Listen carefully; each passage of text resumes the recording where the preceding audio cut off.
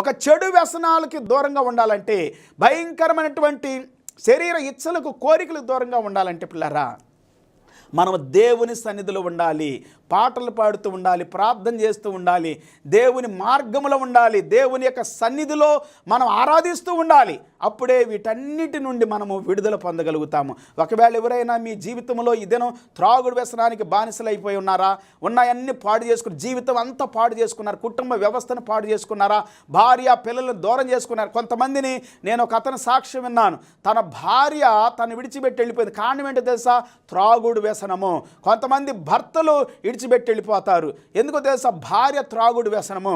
కొంతమందిని చూశాను, భార్య త్రాగుడు వ్యసనానికి గురయ్యి భర్తను పిల్లల్ని విడిచిపెట్టి వెళ్ళిపోయింది, ఇల్లు విడిచిపెట్టి వెళ్ళిపోయి ఇల్లు విడిచిపెట్టి వెళ్ళిపోయి ఇంకొక అతనితో వెళ్ళిపోయింది. పిల్లలు ఇవి ఎందుకు జరుగుతున్నాయి తెలుసు? ఇవన్నీ కూడా బైబిల్ గ్రంథం మనకు సెలవిస్తూ ఉంది. ఎఫెసీయులకు రాసిన పత్రిక 5వ అధ్యాయము